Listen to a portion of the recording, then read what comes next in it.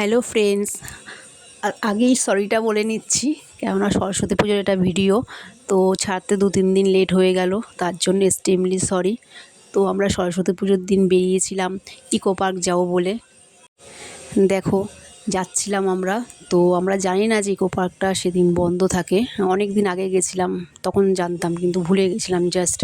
রাস্তাটা তো খুবই সুন্দর লাগে, নিউ টাউনের রাস্তাগুলো দেখো কত সুন্দর লাগছে। তো অনেক দিন হয়ে গেছে ভিডিও আমি দিতে পারিনি, কেননা আমার একটু প্রবলেম হয়েছিল, যেটা হচ্ছে আমার মেয়ের শরীরটা খুবই খারাপ ছিল। তো ওকে নিয়ে খুব ব্যস্ত ছিলাম বলে ভিডিওগুলো দিতে পারিনি।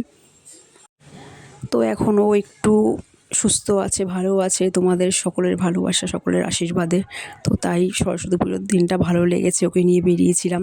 তো ইকো পার্কটা দেখো টোটালি বন্ধ আজকে, কিছু করার নেই, ব্যাড লাক। তো ওরা ওখানে সেলফি তুলছিল, তো ওখানে সেলফি তোলা হচ্ছিল। তো যাই হোক, সেলফি টেলফি তুলে ওখান থেকে আবার বেরোলাম।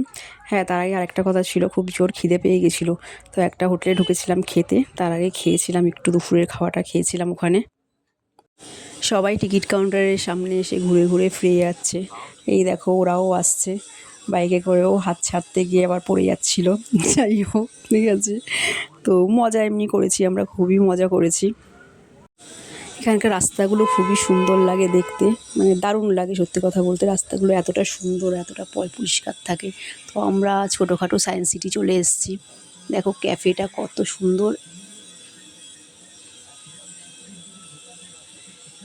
এই ক্যাফেটাতে বসে আবার একটু কফি খেলাম। তো ভেতরটায় ঢুকে আবার একটু সেলফি, কিছু ভিডিও করা হলো। ভেতরটা দেখো কত সুন্দর লাগছে, জায়গাটা কিন্তু দারুণ দেখতে লাগছে, দেখো তোমরা। চলো টাটা, ভিডিওটা এখানেই শেষ করে দিলাম। ভালো লাগলে লাইক করো, কমেন্ট করো, শেয়ার করো।